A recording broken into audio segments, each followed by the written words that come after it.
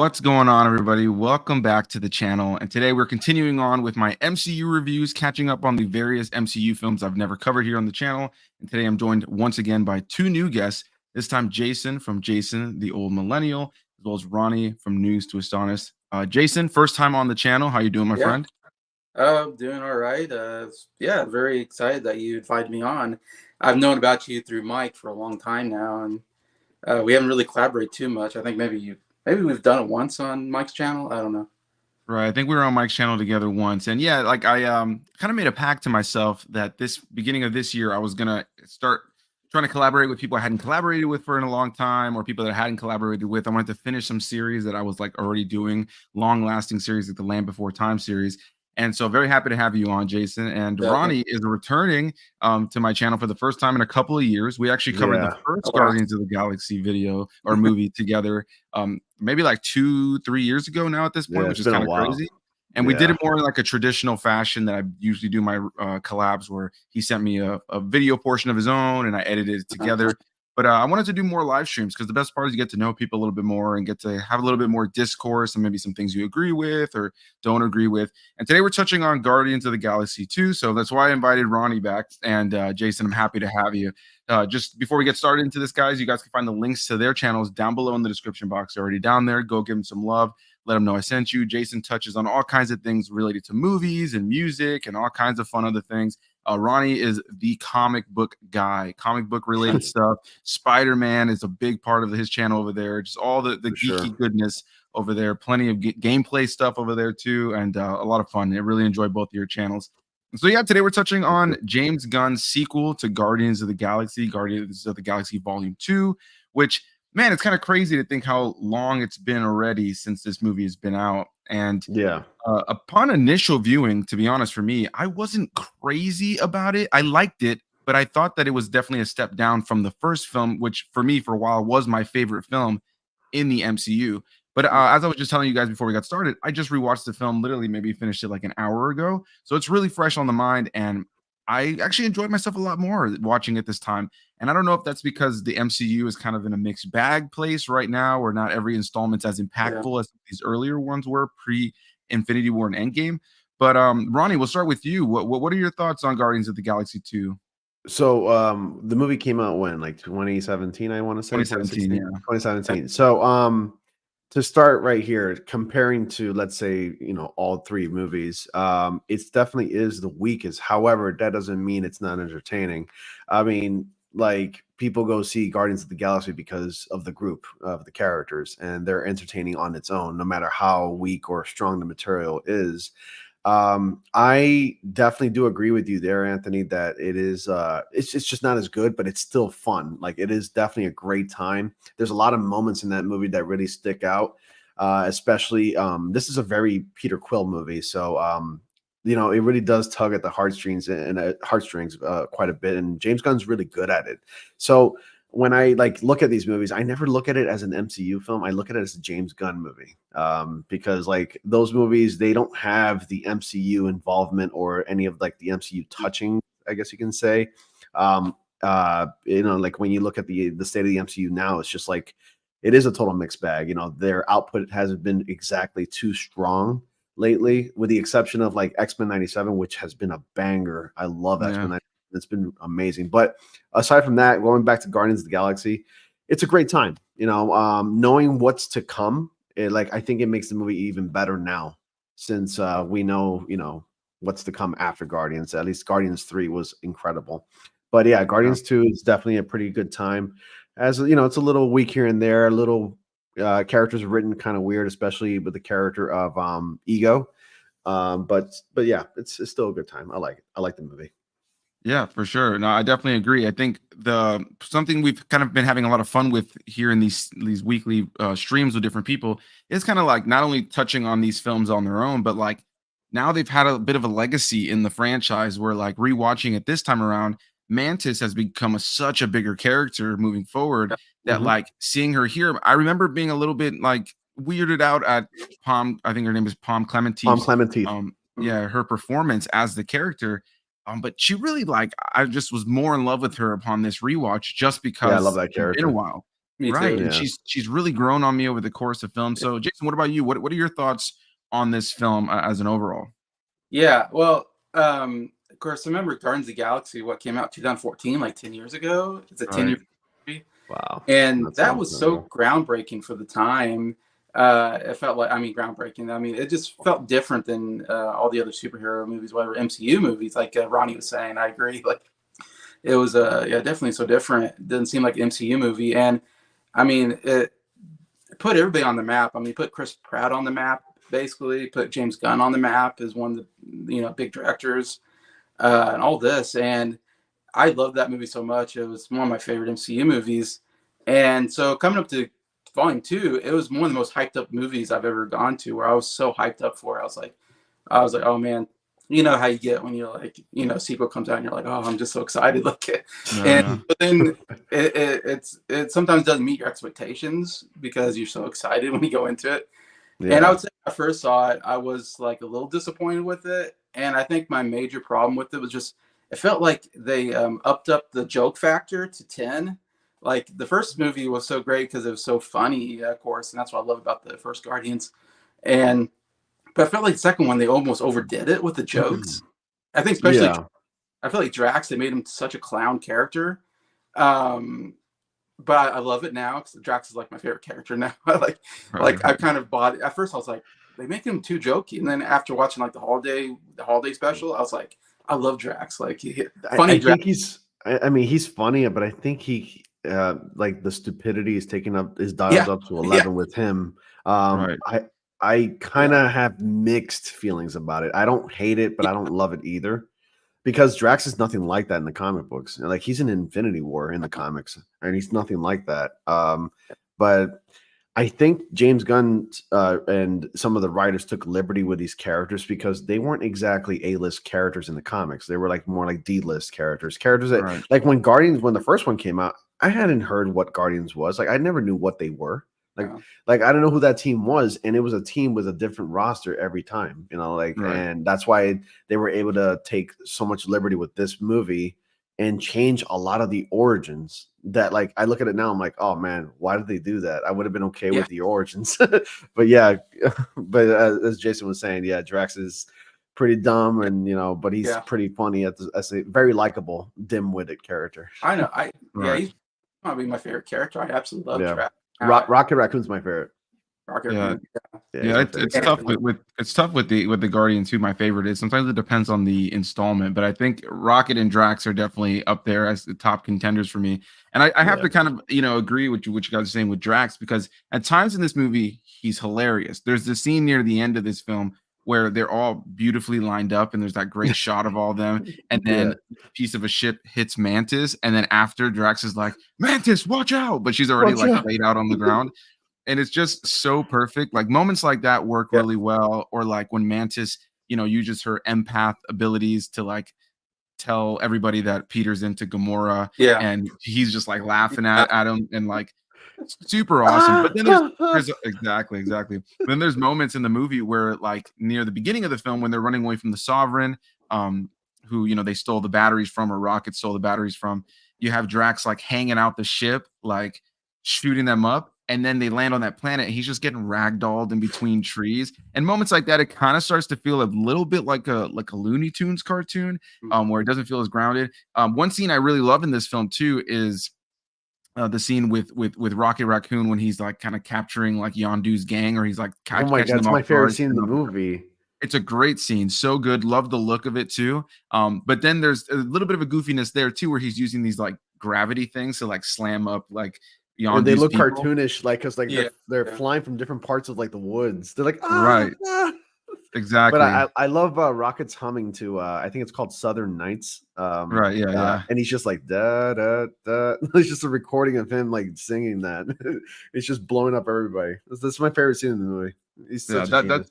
that's such a good scene. I was waiting for that upon the rewatch to just see that scene play out because I remember enjoying it a lot. And visually, this movie is stunning. So, I mean, one thing real quick before we Yeah, get it too much is. further into this, for anybody who maybe needs a refresher on what this movie's about, you were introduced right at the very beginning to Kurt Russell's character as Ego, who is essentially a planet. We learn that he's the father of Peter Quill. named Ego. We see him in like a human form that he's created. He essentially finds Peter and saves them from the Sovereign, who they were helping at the very beginning, with this great opening number where we got Baby Groot dancing. We haven't even touched on Baby Groot. That's a whole other element of this film. Yeah. And they end up going back to Ego's planet. He tries to be that father figure for Peter. We ultimately learn that he has this plan to essentially absorb the universe pretty much and use Peter to help him do that. Peter discovers he has some abilities, and in the end, the Guardians must work together to defeat Ego. And there's tons of other stuff that happen in the mix here. There's some great like moments between individual characters, like two characters. There's a great Gamora Nebula element of this film. There's a great Rocket Raccoon and Yondu element of this film. There's a great Yondu and Peter element of this film. This film also introduces a lot of really cool elements, like the tease up for Adam Warlock, who would eventually appear in the third film. And obviously Mantis, we already mentioned, is a new character introduced here. And then Baby Groot was a new element here. Jason, I'll start with you this time. What were your thoughts on the loss of Groot in the first one and him being this Baby Groot kind of comedic character in the sequel? Yeah, I didn't like the Baby Groot as much as I like the adult Groot. I think I like a lot more. It's a lot more interesting, funny character. Except for that, the intro is the best intro ever. Like, I absolutely love that intro with just Baby Groot dancing to what's it, Mr. Blue Sky. Yeah. It's just a genius intro, I think, and it's good use of Baby Groot. Besides that, I can say I was like a big fan of Baby Groot. I don't know. What do you guys think? Yeah, I found it to be really funny. What do you think, Ronnie? Well, Baby Groot, definitely a welcoming addition, I guess, in my opinion. I'm glad that they actually gave Baby Groot kind of like the slow burn treatment, where he remained baby-like for throughout the entire movie, and then a teenage in Infinity War, and then we didn't get like prime Groot, where like he was like evolved and massive until the end of like the third one. Yeah. I like that. I actually liked it a lot. He was adorable. Also, that intro from Guardians Volume 2 spawned a lot of memes. If you all don't remember that era, where it was like, I guess it was Vine at that time. People just started creating like memes out of that opening, where like people just started getting into fights, and then like it would pause and it would just say Guardians Volume 2. It was so funny. I loved it. Great intro, really fun. James Gunn really knows how to make these characters have a good time and treat the audience, like to a really good time, which I really enjoyed. But Baby Groot was definitely really, really cool. Really cute, really adorable. And also it put Rocket Raccoon into that father figure position to take care of Baby Groot throughout the movie, because he was afraid of losing him. I mean, fun fact, Groot, like the original Groot that we saw in the first movie, he's dead. So every time a new Groot is born, it's just a new version of the character, like a different iteration of it. Okay. Yeah. Yeah, I really do love that what you mentioned with the Rocket Raccoon stuff. There's that great scene near the end where obviously Yondu was chosen to sacrifice himself to save Peter, stay behind. And Groot says, "I'm waterworks going."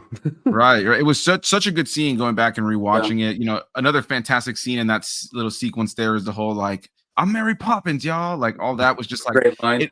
It works so well because it's goofy, but like, because Yondu doesn't know what he's talking about, and the way that Peter kind of tells them like, yeah, Mary Poppins is badass. He believes it when he says it, and it comes off like you can laugh at it, but it doesn't come off too goofy. And I think that's where this film toes that great line of like, sometimes I think it goes a little bit over the edge. Some jokes, I will say, have grown on me though, like the taser face joke. Like, at first I was like, that's kind of stupid, but rewatching it this time, I don't know, maybe it's just because it sat with me longer. I had a lot more fun with it, and I just really enjoyed it. And so one thing we could definitely have to touch on here, though, we've touched on the Guardians, some of these individual characters. Ronnie, we'll start with you this time.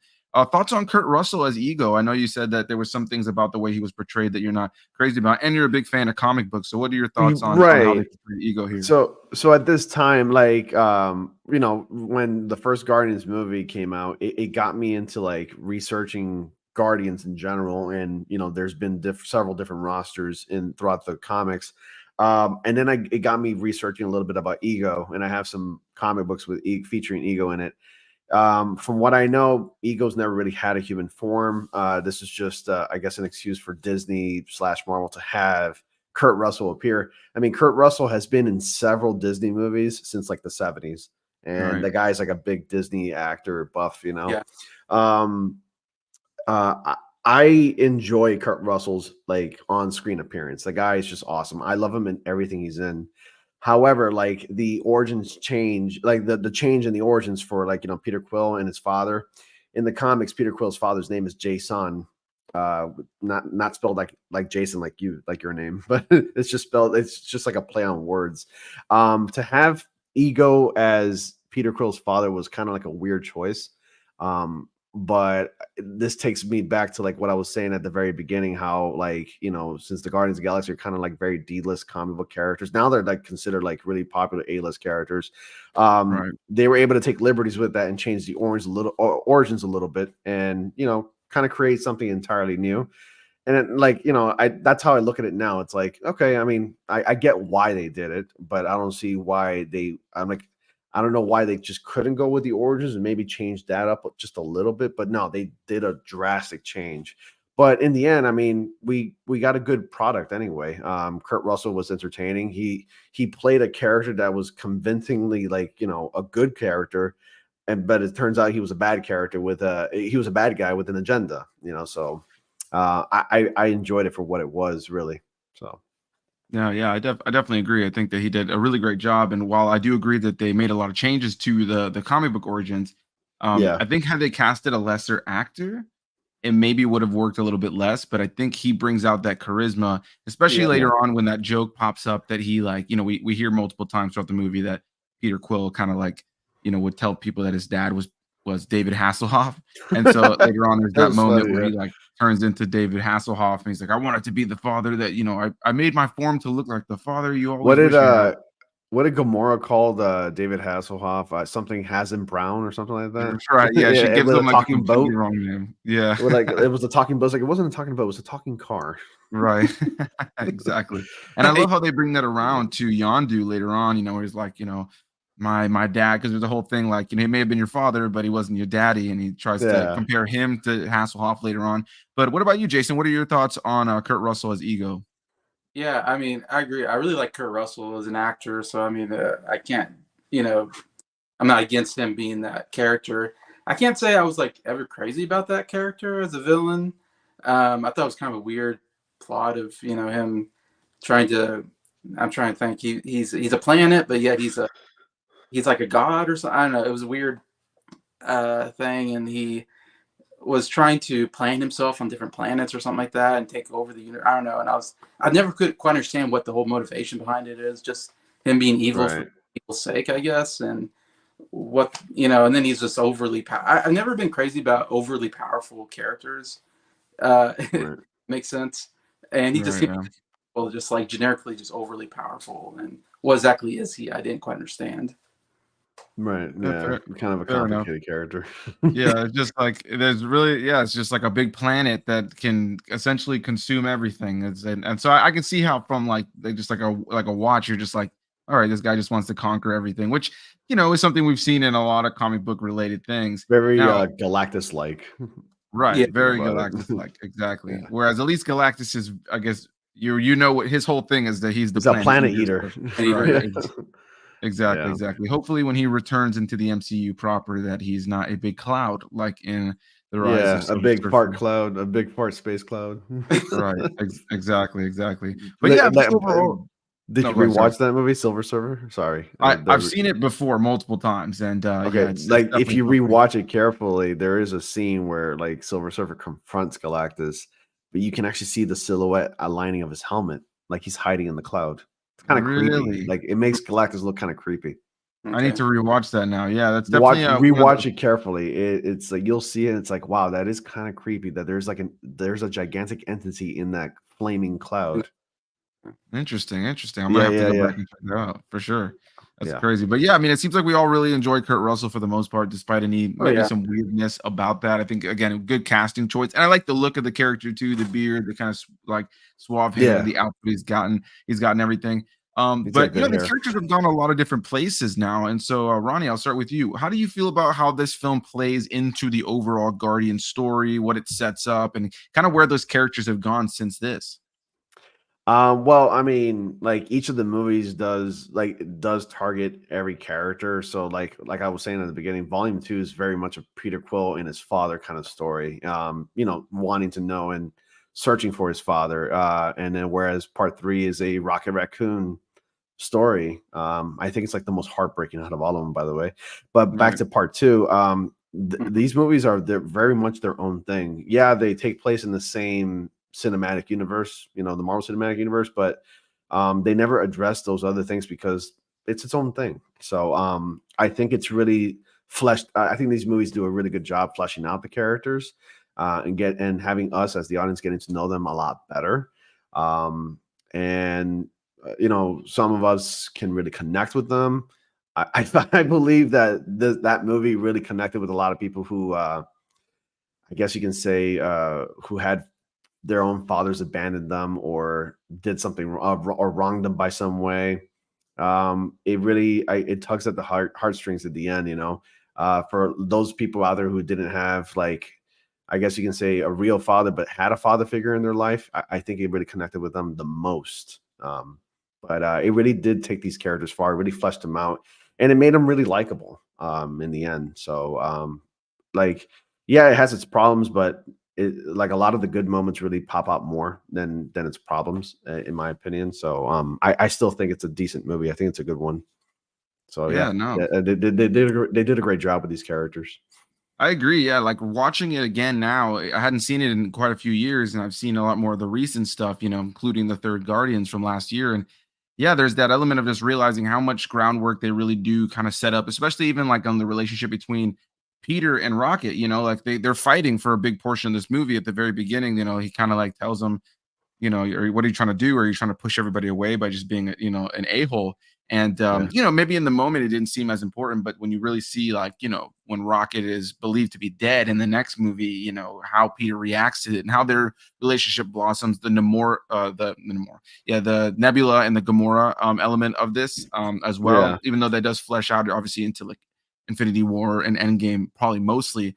Um, yeah, just they did a really great job of setting that up, and even just like the quick little fun friendship and connection that Drax and Mantis would end up having in later films and stuff like that. So yeah, I just really thoroughly enjoyed going back and revisiting it, kind of for the similar reasons. I just feel like it does such a great thing of setting up what's to come. Well, what about you, Jason? How do you feel like this is kind of played into like what's come after this?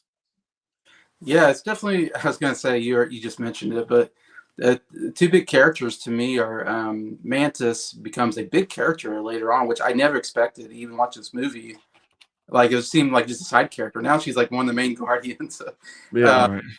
and Drax and Mantis, like the great comedy duo. I didn't know I needed, but I actually absolutely love them as a comedy duo in the holiday special and in the third movies, and you know. And the other one is Nebula. Like she was just a villainous character in the first movie. I didn't expect her to be anything, after that first movie. And she comes back, and all of a sudden she becomes like a good person. And that was a shocker. And I was like, I wasn't expecting that to happen. And to when we get her in, and then Infinity War and in Endgame, and then the third movie, she's become actually a really likable character. I'm like, wow, I actually like this character. Yeah, she came a long way for sure. She Right. And actually does play a pivotal role in the Infinity War comic books. oh, okay. Yeah, I don't know if you guys read the Infinity War comic books. No, Yeah, I have actually. Yeah, she's a pretty integral character across she's an like integral character in that movie, and I was hoping she would have. I was hoping that role would amount to, I guess, her character in the movies. Like I thought, like something similar would happen, and like I was kind of looking forward to that as well. That would have been cool. yeah, they've definitely made some alterations there as well. Yeah, for sure. And Karen Even Gill, her.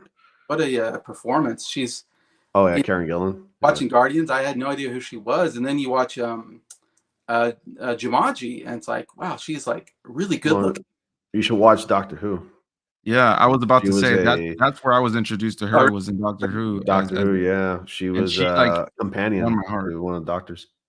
and it's like, wow, Yeah. they this really good looking actress and took Hmm. away all the things that would make her good looking. I mean, the hair, the makeup, and they lowered her. She lowered her voice, and it's like it's completely different. Like I was like, I'm always shocked. I'm like, I can't believe that's Karen Gilliam, whatever. In Would you that, Yeah. believe that she's Scottish? she's Scottish. Yeah. Like Her voice she is knows how so to different. she knows how to clean up her accent. Like she knows how to make a clear accent. Right, Yeah, She's I so yeah. good at it. on Disney Plus they have like a making of Guardians Galaxy 3, Right. Yeah. and Chris Pratt says she sounds like a Mrs. Doubtfire when she's out of character, and I thought, oh, okay, that makes sense. So, yeah, she has Oh that my god. high pitched Scottish accent when Yeah, yeah. character a low voice, and Yeah, Yeah, yeah. no, she captures the voice of Nebula so well, and yeah, when I first heard she was cast, because I was a fan of Doctor Who, and in Doctor Who she becomes a more badass character over time, but at first she's kind of like, like most of the Doctor's companions. Jason, I don't know if you've watched Doctor Who, but yeah, just the Don't watch it now. It's garbage. It's like it's complete well, garbage. yeah, Don't watch it. watch the earlier stuff. It's definitely the better stuff, Yeah. but 10 and 11 is good. yeah, the 10 and 11th Doctors are top tier, and she was the one for the 11th Doctor, the companion, the Yeah, main Matt companion Smith. across that. Yeah, Matt Smith, which Yeah. is my personal favorite Doctor personally. Mine's David Tennant. David Tennant's the Which best one. he's a close second for me, man. He was my number one, and then when it went to Matt Smith, I was like, I don't know, I'm where's David Tennant? I missed him, but then Matt Smith grew on me so much, and my favorite companion is the Amy and Rory element, played by Karen Gillan, of course, as Amy. And Yeah. bro, she just has so many great moments in that show, and that's where I was first introduced to her. So when I heard she was in this, I was like, no way is she gonna play Nebula. And then when I saw she Yeah. shaved her head for the first movie, she like shaved her head bald for the first movie to play the character. After that, she opted not to do that. I must have had like some sweet advancements in like bald caps and stuff like that. But because now you can't even tell, and it almost seems like she didn't ever really need to shave her head. But I I was do like thinking appreciate this, the commitment. I was thinking the same thing. I'm like, why couldn't they just give her a bald cap? Like they're really Right. good. Like movies are really good at doing that, like production sets and whatever. Right. Like Yeah. just, No, I don't seemed want to like a shave big- my head, and I got short hair. Right, exactly. And so, like, I mean, I guess it felt more like a commitment thing on her end, but yeah, Yeah. she absolutely killed it. Before we get too much further, I don't want to neglect any of these comments, but we got did you see that Mike popping in here saying, yo, fellas, said the collab we've all been waiting to see, Jason on Planet Perez and Ronnie in the mix. Yeah. And I saw the movie back in cinemas in 2017 and haven't seen it since. I remember liking it, but not loving it. Fair enough. The view with Drew said, hey, what's up, everyone? And Ronnie himself said, sup, guys. I'm saying it to everybody just to like make sure like they're there. Say hi to the people in the comment section. For sure, for sure. For anybody who's watching this after the fact as well, again, down below in the description box, if you're watching the rewatch of this, definitely go and give these guys some love over on their channels. Great content over there. Now, we've touched on a lot of the things that we love about the film, maybe some of the things that bother us, but what's something that like you guys think just flat out is the worst element of this film? Maybe a joke that's played out throughout the course of the film, maybe an action. I got one. Yeah. Ronnie, go ahead. Feel free. So, like a little earlier, we talked upon how like the jokes are kind of like dialed up a lot in this one, right? In the climactic battle between spoiler alert for any of you who haven't seen the movies out there in the comments, in the climactic battle between Peter and Ego, like they're having the serious fight. There's this revelation that Ego killed Peter's mom, and you would think like, all right, all jokes are tossed out the window. There's no fooling around. I'm out for blood. And that's how Peter should feel, right? At first he felt like that because he shot him up like crazy with like his guns. He's like, you killed my mother. And then like they're having this fight and Peter's using his newfound powers and he turns into this gigantic rock Pac-Man thing. Pac-Man, yeah. Like it's like I'm like, okay, man, like I get it. You're an 80s guy. I get it, and I dig the 80s references when you're just talking about 80s stuff and referencing stuff like that. But you're having a fight because you found out your damn stupid father just killed your mom, and you turn into this gigantic Pac-Man eater thing. Like, it's like it kind of takes the seriousness out, and it kind of took me out. And I'm like, oh, okay, that was a little silly. That was a little on the nose. So that's one thing that kind of bugs me in that battle, and I didn't like it. I wanted it to be a little bit more tense. Mm-hmm. But like just throwing in a joke when it's not necessary wasn't it for me. Yeah, I have to say I agree. I think that those moments of humor, and I would say the Pac-Man one and the one with Drax being slammed outside the like just smacking up against the tree. But that to me that was okay. But like it just shows how strong and resistant Drax is. Right. Silly. There's something so goofy about it too, because you have like Gamora on the inside holding on to him. Like something about that just felt like, all right, well, our characters are like Looney Tunes characters, and I know Drax is resistant and can take damage, but there's moments in this film that feel like Looney Tunes level of comedy. Yeah. And I think that the Pac-Man one is a great example. What about you, Jason? Is there a scene or an element or a character that pops out to you that you don't really like? Mm, yeah, I guess I would say like the whole Taserface stuff never really landed with me as funny. I don't know. Yeah, yeah. I had to say one thing. But most of it landed. But I would say some jokes just felt a little too much. I think. I feel like I said, I just think they knew that hey, people really love the jokes, so we're gonna just go to level 10 on the jokes because that's what people like. And so part of me feels like maybe they went too much into that in the jokes. But again, a lot of the jokes landed and I love them, but Right. but it's hard to say how do you balance that. It's just I don't know, felt a little too much at times. Yeah, the taser face joke, it was something that I noticed this time around grew on me a little bit more. But as I mentioned, the first time I saw this movie, some of that humor just like didn't work for me. Yeah, And I think part of it is that I love the first Guardians so much. I think to this day it's still in my top 4 or 5 MCU movies of all yeah. time. And there's just so much goodness. And anybody who knows me knows I love Star Wars. It's my favorite thing of all time. It's I my like the bread and butter. Taserface joke, by the way. You Yeah, do. see, it's a Like, cause joke that grew on me he's for a sure. character. He's an actual character in the comic books. Okay. Right, right, yeah. But I actually like it because like I guess that comment or that joke about, oh, your name's Taserface, that's never addressed in the comics. But like the fact that Right, it's like James Gunn himself is poking fun at a D-list character in the comics. right. And like that's his way of saying like, yeah, that's a ridiculous name for a character. No, So yeah. I kind of like it. I think it was funny. Yeah, it's definitely grown on me for sure. And this time around, I found myself laughing more at the last scene with Taserface, where he sends out Yeah. the coordinates to Yeah, Yondu's yeah. ship, and he's like, Oh, make and sure they know that who chick did just it. laughs like she just lost it, like Right, and then he blows up. Oh, seriously. Yeah. exactly. Yeah, she did not care whatsoever, and then she just ends the communication. The face he kind of gives of like, Yeah. ah, damn. He's like, The maybe first I time shouldn't the have this joke thing. didn't work with me, but the second Yeah. time it did. Now, one thing I really enjoyed about this film is I was mentioning a second ago that like I love the first Guardians. I think because it kind of reminded me of Star Wars at times. It felt like Star Wars in the MCU, the That's banter, the MCU Star Wars, yeah. right, pretty much. Even have like Groot kind of for me is like the Chewbacca of the group. Yeah. Where one Yeah. person kind of like Han Solo can understand what he's saying. And I thought it was interesting with the sequel too that it centers on like a father-son storyline similar to Empire Strikes Back. So I like that kind of connection. I almost feel like that was maybe James Gunn's approach. I could be wrong, but the idea of like Guardians clearly being very Star Wars inspired while also having that James Gunn flair. The fact that in the sequel for both films you have like a father-son dynamic where they end up going toe to toe. I thought that was really really cool. And what I'm curious now, Jason, I'll start with you this time. What's maybe a favorite scene in this movie? Like the favorite action scene, favorite character moment, favorite moment of humor that just something that just stands out for you when you think of this movie?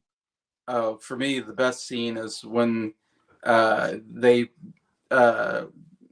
what's his name? Well, it's Groot and Rocket and the blue guy. Now Yondu, yeah. Yandu? are captured. Yandu Dantu. They finally break free, and he gets his little pin thing. Arrowback. He whistles in it. That scene where that thing just goes and just murders everybody, and the lights are off, but you can see the little red thing as it goes in and choo choo choo choo choo choo. And when they're walking down they're walking through, and everybody's falling in slow motion, falling all around them, and they're playing that "Come a Little Bit Closer." I think was it "You're My Kind of." I think it's that song, right? Yeah, Yeah. I think so. So, anyways, a great. I love the music. Of course, the music is just brilliant in the Guardians movies. But I don't know that scene. I just absolutely. I love that little that thing that just zips around and just kills people so easily. It's like one of the most powerful weapons, like in the MCU. And yeah, I just absolutely love that scene. Visually, it's just. I love it visually. I love the music playing. Yeah, that's my favorite. It also kind Yeah. of like fleshes out Rockets and Yandu's friendship in a way. Like they have a very frenemy kind of relationship in a way, but like they're just laughing and having a good time. I love Michael Rooker. He's It's so so wholesome. yeah. Yeah. Yeah, I think Michael Rooker and Bradley Cooper really nail it, those Yeah. characters. And kind of like I was saying before, it's like it almost like has this nice through line too, because Rocket gets to kind of see part of himself in Yondu, and at a certain point, Yondu literally says, like, he calls out everything that Rocket is, and So you're says, like, me. I know that because that's who I am, and then they kind of have this connection. So in the end, Yondu is able to have a nice moment with Peter, but in the end, the time that Rocket spent with Yondu kind of allowed Peter and Rocket's relationship to kind of blossom. And yeah, I'll just echo mine really quickly. My favorite scene is the exact same scene that you Is just it? mentioned, Jason. It's my favorite scene in the movie. I think it's just so cool visually, and there's so many fun moments of action within it outside of just the little arrow thing. Like there's so many moments where they're shooting like people through the wall, and like there's just so much going on in that sequence. And one thing I've always loved about the Guardians movies is the costume work and all the like makeup for all the aliens and stuff like that, and all the side characters. So you get to see a lot of those in the sequence as Yeah. well. And I thought, oh, that's really awesome. But what about you, Ronnie? Favorite sequence scene in the movie? Yeah, I would mention earlier that my favorite scene was Rocket just blowing up a lot of the Ravagers up. They just blowing up in different parts of the forest. I don't know. There's just something about characters being blown up at a distance that just makes me like just laugh hysterically, and I don't know why that I find that hilarious. But it also shows Rocket's like ability and I guess you can say his aptitude or something with like tech. He tinkers a lot with a lot of tech. And just him just chilling, listening to Peter's music. Basically, you can tell that Peter has a huge influence on Rocket when it comes to music. And I'm a music buff, so I do have a collection of music myself, and like I can really appreciate that a lot. That's actually one of the qualities that I appreciate a lot. So so much from the Guardians movies, Mhm. but I really like that scene a lot. And then my second favorite scene, which is also a scene that I have a hard time getting through, because like the whole father thing is like Yondu telling Peter, "Hey, he may have been your father, but he wasn't your daddy." I like that scene too a lot. I don't like his death, but I still, know. it was a really good, wholesome scene, and it's a scene that really stands out so much, especially since it's coming from a movie that's all about like comedy and stuff like that. So those are like my two favorite scenes in the movie. Zondu has such a great character arc. Yeah, he does. Yeah, Yeah. Beginning, you talk about how he's kind of well, he gets kind of kicked out of the Ravager, or yeah, or he looked down upon by 'cause Sylvester. he got so soft, like he cared for the boy, he cared for Peter. Yeah, because he kidnapped the boy or whatever, and they were like, I don't know, he was like not honored amongst the whatever, and then Yeah, that salute. It's like, man, what a great arc of that character. yeah, he Right. fell Yeah. for Peter, and he treated Peter as his own. Like after he found out what Ego's agenda was, he was like, I don't think I can go through with this. Like, and Hmm. like you learn that like Yondu has some sort of a heart, Yeah, and yeah, that's like Yeah. that in itself is a little heartbreaking. yeah. No, yeah. For sure. Those are great scenes, man. I think that like that scene, like you were just mentioning, we mentioned earlier with the Yondu and Peter, top tier. There's like which again leads to this really nice moment later on where Rocket's kind of looking down on himself and he's kind of speaking about Yondu as the Ravengers are kind of setting off that fireworks show in the sky, and they're able to have a nice moment there. Or even like there's like a line throughout the course of the film between Gamora and Peter about the unspoken thing, and it's obviously the feelings they have for each other. And in the end, they look at each other, and he asks her what, and she's like, "It's the unspoken thing." And he puts his arm around her. So it's like I like that their romance isn't like just flat out pretty traditional standard romance fare in one of these movies. That kind of gave it like this nuance and relationship. Now, one thing I noticed with Gamora in this film, rewatching it, was a little bit weird for me. Was that when like Peter is kind of like questioning Ego when they first meet her, and Gamora's like, this could be your David Hasselhoff, this could be your dad. But not long into them being on Ego's planet, she's already like Sounds weird. upset that he's like buying into it. But it's like you pushed him into it like 10 or 15 minutes ago worth of screen time. So that Yeah, was a little bit weird to me, even upon I never rewatch. realized that actually. Yeah, like it's not long into them being on Eagle's planet that she's kind of like, he's like, I've always wanted a family. And she's like, I thought you already had found one, and then she kind of storms off. So it's kind of weird when she was pushing him to go for Ego and be like, this could be your father. And then it's kind of like, no, I mean, mind you, she did kind of sniff out some suspicious things throughout then. But yeah, one other thing I forgot to mention of like a scene that I think they go a little too far in the goofy, but I still enjoy it for what it is when Yondu, Kraglin, and Rocket are time jumping, but they to Ego's planet, but there's too many Yeah, time jumps, yeah, so their face Yeah, starts getting all warped and cartoonish. I think yeah. they that may have was gone a funny. little too far there, but I still found it to be funny. Yeah. What do you guys think about that scene? I enjoyed it.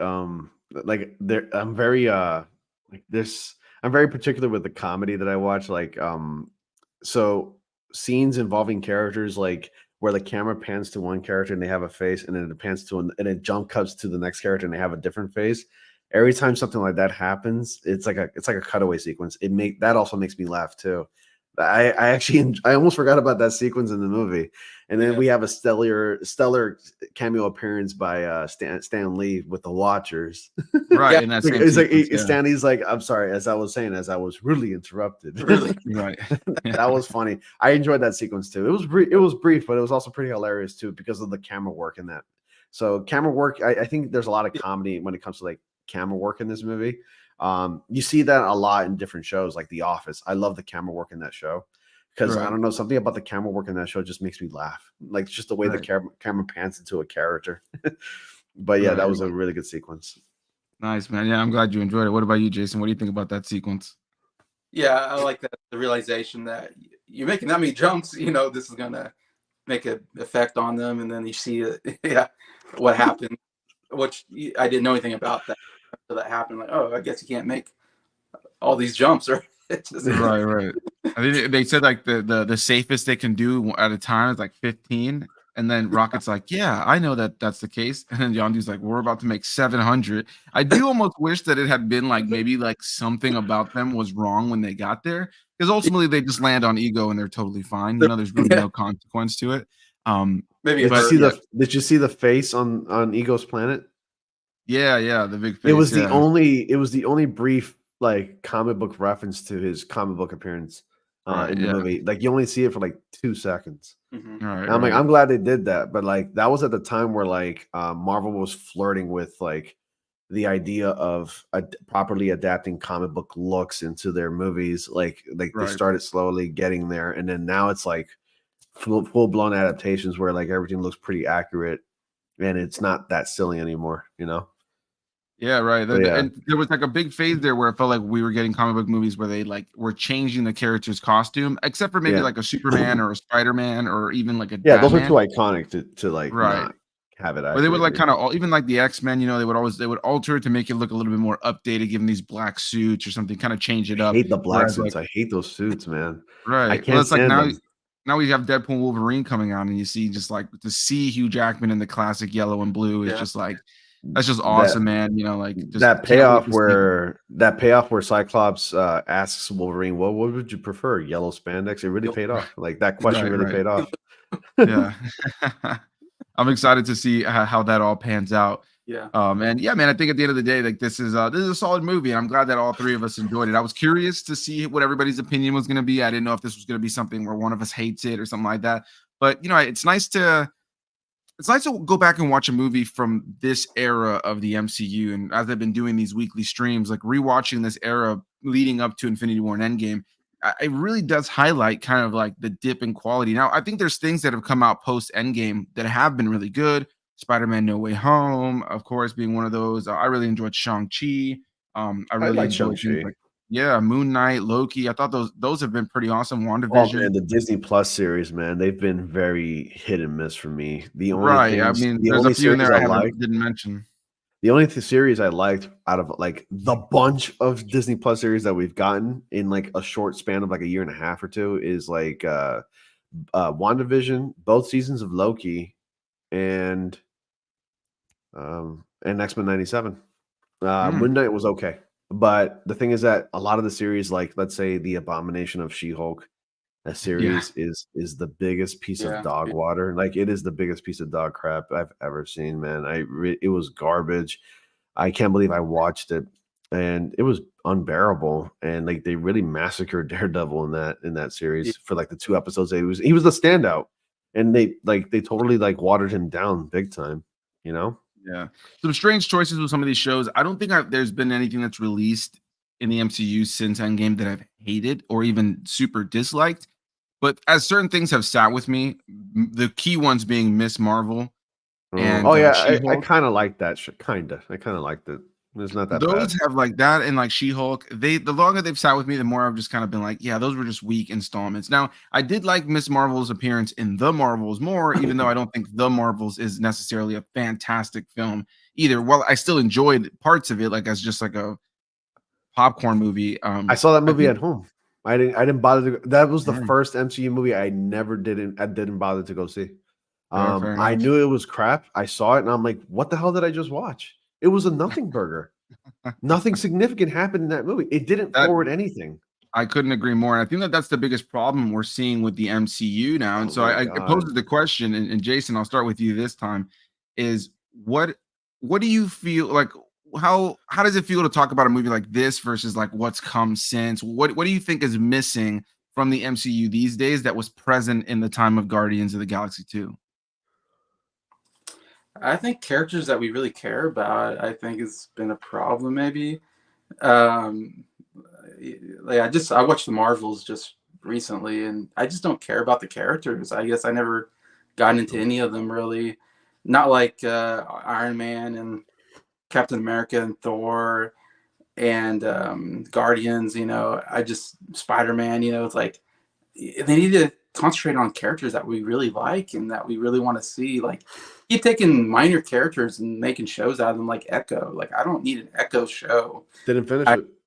I need I don't know character that I like. I don't know how to say it, and how do you do that? I don't know. That I grew up, watching, Spider-Man, Batman, and X-Men, and if they can do something with X-Men, I'll be pretty excited because I've been a big X-Men fan since I was a kid. So I don't know if they can do something with that. Fantastic Four was, big when I was a kid too, and all that. So, like Shang-Chi was fine. Again, it's a minor character, so I had a hard time, you know, but it was a fine movie.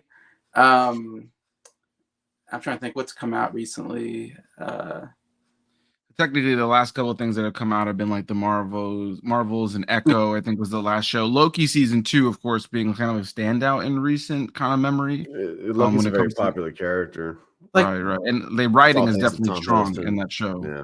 like the Yeah. Eternals, no one really cares probably about the Eternals. That's such a minor. Completely forgettable. Yeah, I completely For me forgot at this about that. point with the Eternals, it's like I just can't believe like I've been like when they first started releasing films and people were starting to already dog on it early on, early post Endgame. People were like dogging on it like 2 or 3 movies in. I'm like, listen, we're gonna build up to something. But since then, like kind of Ronnie mentioned, in the short span of like 2 years, we've received multiple TV shows. Like phase 4 was like probably the fattest phase out of all of them with like the Very least that really connected across the board. And the some of those problem. installments were really strong. But what I was just gonna say Yeah. really quickly about Eternals though is that bro, we have a huge fucking like thing, big creature, like space god sticking out of the side of the earth, and it has not been referenced one time in Yeah. any Actually, of these it things. was referenced in No Way Home, Right, but I mean, like like, on as the far as, like, news. something like yeah, a quick note on the news, but, like, nothing that we're like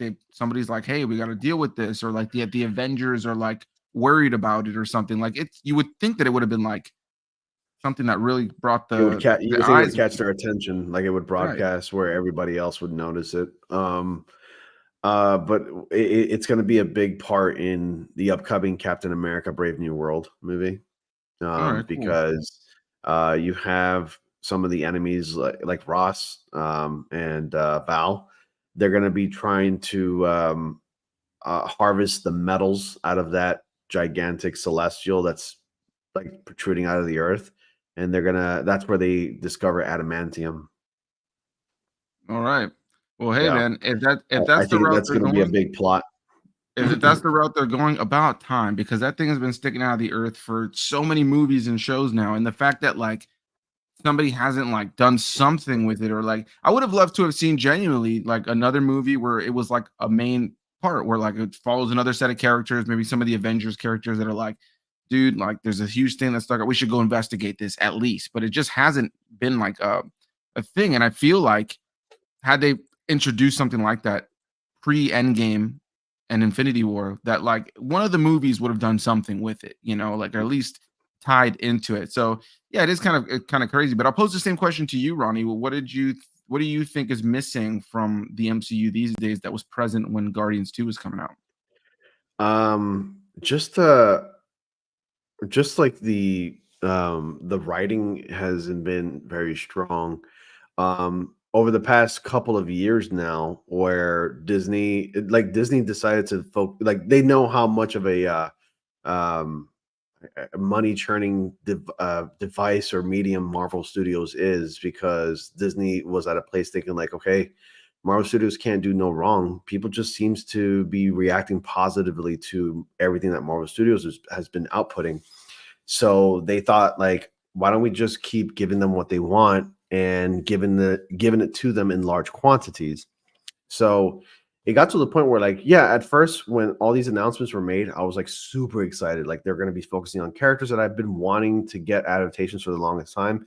But then I realized how fast they've been outputted.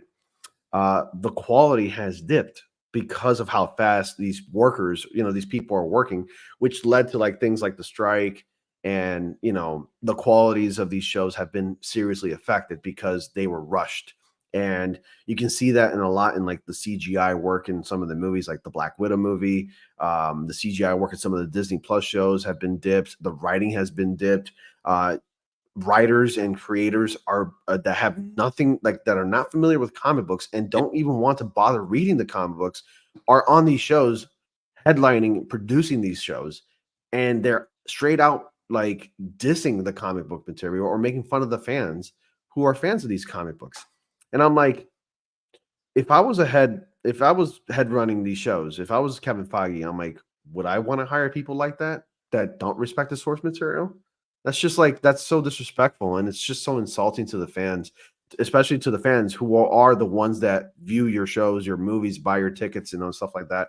It's just very insulting, and that's what seriously affected, and that's what allowed Disney to take a step back and go like, we need to reevaluate how we're like distributing these shows, and maybe start focusing on quality rather than quantity. So that's why we're only getting Deadpool and Wolverine this year, and that's it. That's the only MCU movie, Yeah, and honestly, I'm everything's been super delayed. excited. Yeah, and I'm super excited for that to be the case. Honestly, I think that we are struggling with a quantity over quality situation. Well, at first, kind of like you, Ronnie, like as a longtime fan of these characters from comic books and stuff, I was hyped. I was so excited to see what they were going to do with these characters moving forward, who they were going to like bring into the fold, how it was all going to connect. And I've been super positive in a lot of my things. But I think one of the main things that I've noticed is like, while you have something like you kind of mentioned it earlier, Ronnie, how something like this is like a James Gunn movie versus like just an MCU movie, it Yeah, still works within the tone of what the MCU is for the most part. right. Whereas I feel like Yeah, now a big issue is tonal inconsistency. You can have something like No Way Home that has like stakes and is serious, but then you can have something like, I don't know. I think about something like Guardians 3 was like a great film on its own, but it's because you can tell that James Gunn had a vision. But some of these yeah, movies feel like they kind of are just part of the MCU kind of like conveyor belt, so to speak. Yeah. And then there's certain things like it's the perfect example for me of where we're having a tonal inconsistency right now is Secret Invasion. That was dark, oh gritty, my god, I serious hated drama. that fucking show. I'm sorry. No, Yeah. You just but then it's triggered. like you have this I darker. feel like Gohan, like Teen Gohan in Dragon Ball Z, where like a line just shoots right through my head, like a red line, and I'm like, I'm getting triggered, and I'm about to blow up right now and turn Super Saiyan 2, because like a manga fan too, by the way. But I hate that fucking show so much, and it's so heartbreaking. Because I have the fucking comics in my closet right there, okay, like, and I'm like, I pull it out, and I'm like, wow, that is the biggest piece of crap I've ever seen. It's nothing like the comic books. And I have the comic books right here where it features like all the characters, like the Right. Avengers. Like, you got this massive event happening, and no superhero is reacting to it. They're just like, oh, I'm not gonna do that. Right. Yeah. That's the It's biggest the budget. downside. They put so much money into this needlessly. They put so much money into this show that Right. it just like, why? The Secret Invasion needs to be a movie. It needs to be an Avengers level movie. It does not need to be Samuel L. Jackson's Nick Fury only kind of show. Right. I couldn't agree more. With a little bit of Rhodey. That was a super disappointing part when I watched it. While I enjoy, That was terrible. nowadays when I see these adaptations, I try to take them as exactly that. I think even something like Civil Yeah. War that I talked about here on the channel a couple weeks ago, love that movie, but in comparison to the amount of characters that are involved in the comics, it's like it's night and day. So Secret Invasion was kind of a similar thing where like all the Avengers are kind of involved in that story, and the story we got on screen is not that whatsoever. Like they just kind of took the bare kind of idea of what it is. But what I was going to say about tonal inconsistencies, though, is that you have sorry, dude, I had such to. such a good series, dude. I Like I have the remember, omnibus. So this is the original full 8-issue Civil War, and then I have like some of the Civil Wars that feature certain characters that you get their point of view. It's just it's a fun read. So it really is, dude. I remember like definitely going a to fun like read. Barnes and Nobles back in the day and just like sitting around looking for those and just like sitting in the corner and reading them as much as I could. And then I ended up finally buying my own copies and just top tier. But yeah, when you look at the tonal inconsistency of something like Secret Invasion, and then you get into the Marvels, where now Nick Fury is kind of like this jokey character, even though you just came from a pretty dark series with him tonally. I It, hate it his does kind of origins like too. it's just like what is the vision? But I mean, clearly, obviously, it's nice to go back and watch a movie like Guardians 2, and that we all enjoy in this era of the MCU leading up to Infinity War and Endgame. And so, one last thing I want to touch on as we're getting closer to the hour mark, and we're going to come to a close soon enough. But one of the biggest things that the post-credit scenes tease, was there's like 5 or 6 post-credit scenes for this movie. Some of them are like fun gags where we get to see like Right. Team Groot. One of them is where we get to see Kraglin using Yondu's like Yeah. little thing, and it like ends up poking Drax in the next room, and Drax is like screaming bloody murder. But one of the biggest setups is Adam Warlock, and I would love to hear you guys' thoughts. Jason, we'll start with you on I got how they, stuff to say about what is that. your thoughts on Adam Warlock moving forward? I know for me, I was disappointed with he was my biggest disappointment in the third film, because I just felt like they did not do the character from the comic justice. Ronnie, I can already see the I don't- welling up in you, but I got Jason, I some want to shit to hear your say. thoughts Go ahead. on Adam Warlock. Yeah, that's so interesting because they teased it at the end, and you said that was 2017, and we finally got him in 2023. Right. So it's like 6 years of teasing this character, and because I thought he was going to be like a big deal for like Endgame or Infinity War or something. I thought he was going to be a thing, and I didn't know anything about him in the comics. I don't know anything about Adam Warlock. That's not a character I'm familiar with, but I thought I heard people talk about it, like he was this great character and like he's going to be a big deal or something. And yeah, we finally get him, but man, there's such a they waited, I think, way too long for the third Guardians. It felt like, man, they waited a long time to get that third one out. And to I forgot about Adam Warlock, and then he showed up, and I don't know what he's like again. I don't know what he's like in the comics. I can't, compare him. I would say I thought he was one of my favorite characters in Guardians of the Galaxy 3, and I think it's because I really like the actor that played him. Yeah, Will Poulter, I think is his name, right? Poulter. Yeah, he was funny, but he buffed up, and so He he did looked. buff up. He's a Yeah. good-looking man. I'm not gonna lie. See him in Meet the whatever, and he buffed up for that role, and he's got Yeah. he's got a good comic comic timing, and some of that stuff that he does, it just makes me laugh as that character because he's so naive, I guess, and doesn't understand things, and Right. Yeah. that part of the Yeah. character I enjoyed, and I enjoyed that he kind of became not a villain, but more of a kind of became a good character at the end. So I kind of like that about the character. But in fact, when I reviewed Guardians of the Galaxy 3, one of my biggest quips about it is that I needed more Adam Warlock. I felt like he wasn't in the movie enough. I was like, that was one of my favorite characters that they introduced, and I was like, I want to see more Adam Warlock because I thought he had some really funny moments in it. Anyways, but that was my thoughts on it. That's awesome, man. Yeah, I like to hear the thoughts of somebody who doesn't have like that Right. context for him, right? Because it does give you a bit of a different outlook. I think for Ronnie and I, the character in the comics is really big, and he's super powerful and way more badass. And they definitely went with the approach of making him what a lot of people kind of titled him as a himbo, essentially like a really attractive kind of dopey guy, Yeah. And so, Ronnie, I got to hear your thoughts. How do you feel they portrayed Adam Warlock in that third film? Okay, first things first. Marvel has like this horrible idea of taking overly powerful, like omnipotent characters and watering them down, like as if they're afraid of having god level kind of heroes, protagonists. First off, Adam Warlock, okay, is very extremely stupid powerful in the comics. Okay, so talk about a wasted opportunity. All right, the character on screen looks good. But wasted opportunity as in he was introduced in the wrong fucking movie. Okay, he could have been introduced in Infinity War because, as we know, Adam Warlock in the comics does defeat Thanos by literally like punching him and turning him into stone. But no, we had to get what I like to call a Drax Part 2. Okay, we don't need two Draxes. We only got one. There's plenty enough of that. That's fine. They had an opportunity here, but they decided to water him down and just show how stupid he is. And now that tells the audience who aren't comic book readers, like, oh, that's how he is. Right.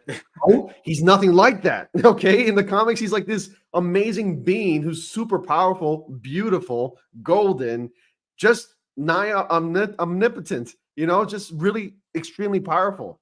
He didn't need the stones. Thanos had this this reputation in the comics of being unbeatable until Adam Warlock.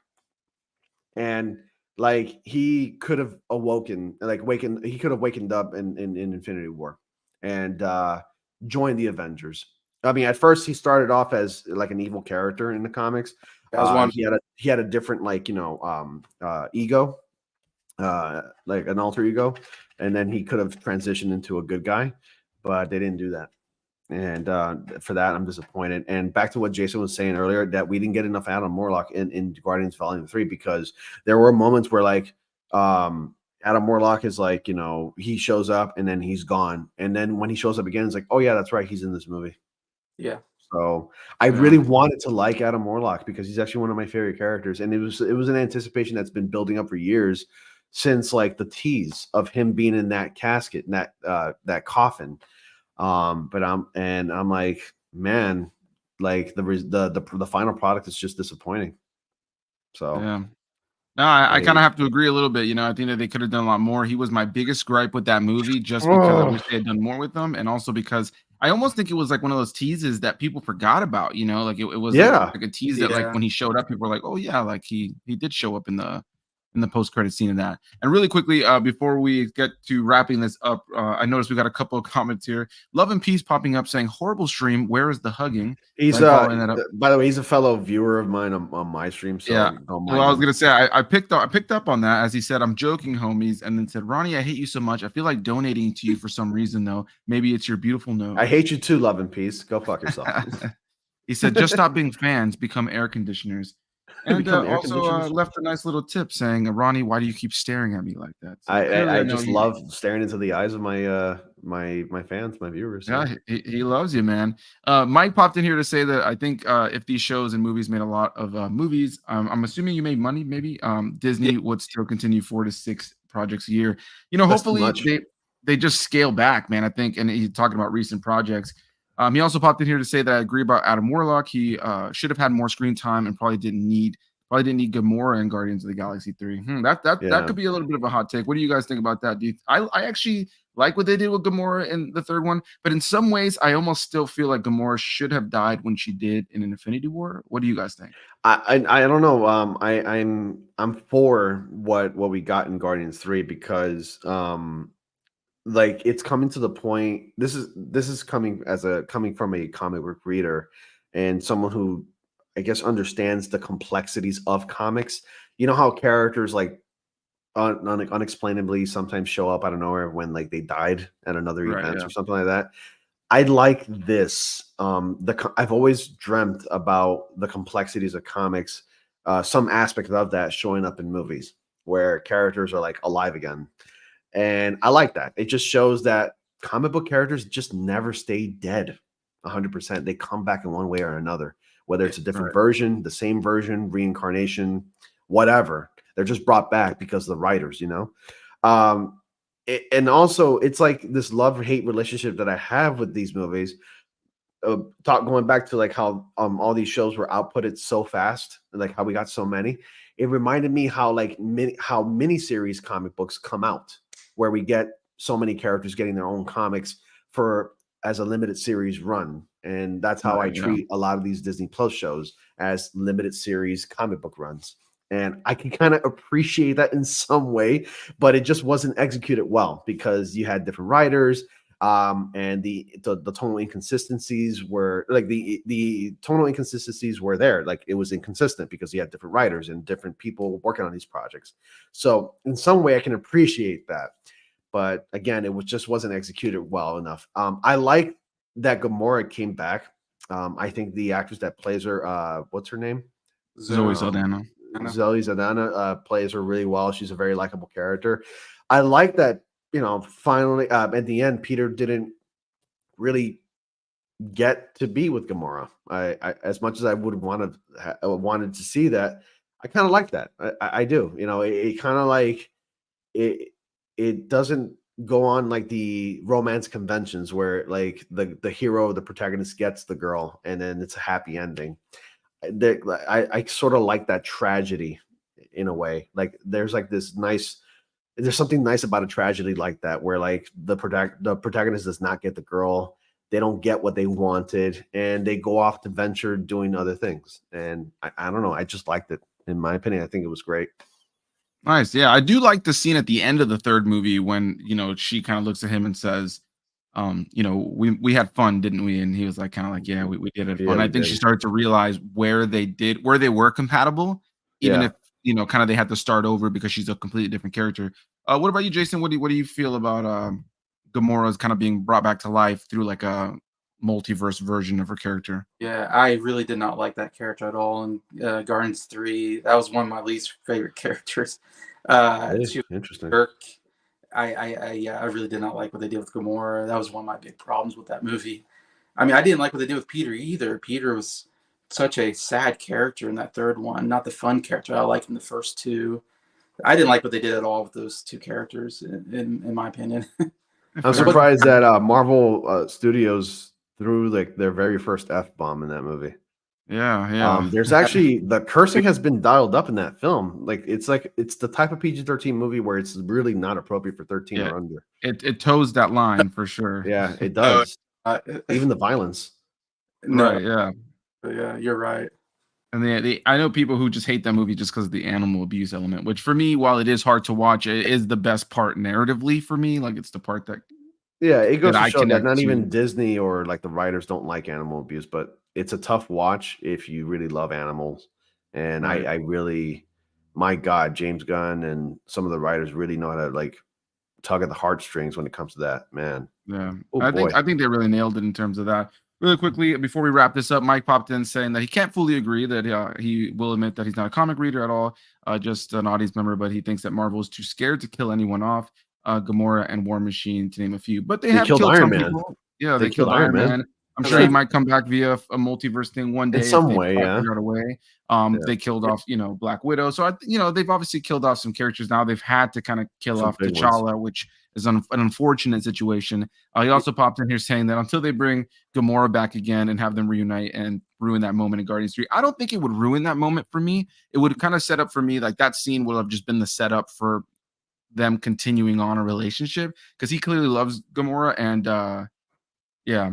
And he goes, they want to bring back RDJ, so it makes Iron Man's death and Endgame pointless. I don't know. That comment, not exactly. It's not. It wouldn't make it entirely pointless if it was a different version of the character. Right, because the multiverse is just a It's not the vast same. thing It's in not the the comic same books. one, Yeah. so it's still Right. not pointless. His death is a thing still. So Yeah, for sure. I think it was still it's kind of like the fun of the comic books. I mean, like we're gonna see that with the new Deadpool and Wolverine. Like the Wolverine we're seeing is not the one that died it's in not Logan. Logan. This is gonna be a Yeah. different Wolverine who failed his X-Men in his universe as they show in the new trailer. So yeah, I think By that the they way, got like it's at some point, Iron Man will come back in some way, shape, or form. right, That's what Secret Wars is for. Secret Wars is right, an actual exactly. reboot. It is a soft reboot from Marvel. Characters of the past, present, and future will be back, Right. including Iron Man. And yes, and that gives Marvel Studios the opportunity to recast. So Iron Man will be recast, and he will be a recurring character as he is in the comic books. He's Right. died in the comics. He's been brought back to life Pretty as much well. everybody has died So and returned at some they'll point, come back. in some way, Peter shape, or form. Parker died, at one point, he'll be Right, back. yeah. But I mean, yeah. Well, I guess we'll see what they end up doing for sure. He says that maybe his daughter could take the mantle, but No. I think that at the end of the day, the character of Iron Man has been various different people over the course of time. And then there's like Iron Heart, there's Iron Lad, there's all these different like Iron characters in general. I really want But Iron Lad. all in all, there's a lot of cool things I'm excited for moving forward, and I'm just really happy I was able to sit here and talk to you guys about some MCU stuff. This was a lot of fun. Thank you guys so much for joining me. Thank you so much to everybody who watched. Ronnie, I know you have to work today, so I appreciate you taking the time out of your day to join us here to talk about a little MCU action. Jason, it was so much fun to have you onto the channel. And Jason, I'll throw it over to you first, and then we'll throw it on over to Ronnie. Anything you want to plug over on your channel? As I said, everybody, the links to both of these guys are down below in the description box. So go give them some love and let them know I sent you. But Jason, anything you want to plug over on your channel, things that people can expect? I don't know exactly when I'm going to do it, but probably today I'll do a video. I think probably doing my 5th favorite album of all time, because I've been counting down my 100 favorite albums. So I'll probably do my 5th one today. Oh, nice. I'm in my top 5 right now, so getting there. And also been starting my countdown of my 100 favorite movies. I've done 100 through 96, so I'll do that at some point, maybe tomorrow.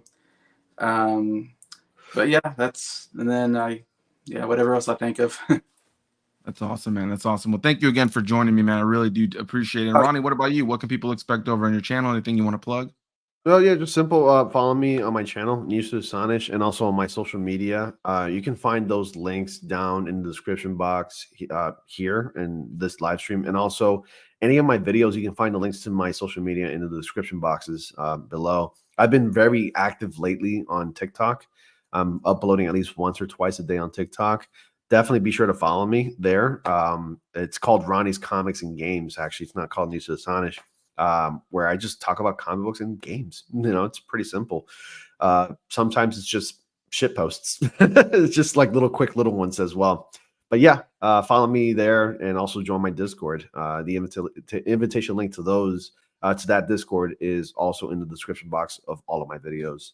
Definitely join a fun community where you can talk about pretty much virtually anything: comic books, games, life, whatever. There's a channel for everything there. So that's awesome, guys. Thank you so much to the 2 of you guys for joining me. Genuinely, guys, everybody, go give these guys some love. Go check out their channels. Thank you for having us. Absolutely, man. And I look forward to having you guys on again very soon, hopefully, if everything works out. We'll do it for Guardians 3. Well, I have already covered Guardians 3, so I probably won't be doing that via live stream. But I was telling these fellas that my hope is, and it's going to be a little bit of a juggle to get it all scheduled, but once we work up to where I have caught up, I have already reviewed Endgame on the channel, but it is going to be the only one here that I re-review, because I'm going to have everybody back who has joined me on these individual weeks for Infinity War and Endgame, and I'm going to try to split up the guests who were already together. So if I do that and everything works out, Jason and Ronnie will not be on the same stream together. They will be on either Infinity War or Endgame, mixed in with all of the other individuals who I have joined in these various weeks. So I'm looking forward to that. It should be a lot of fun. So you guys should see Jason and Ronnie here on the channel again very soon. But again, a big thanks to you guys for joining me, genuinely, for everybody watching. And we'll see you all in the next one. All right. All right. Bye. Take care.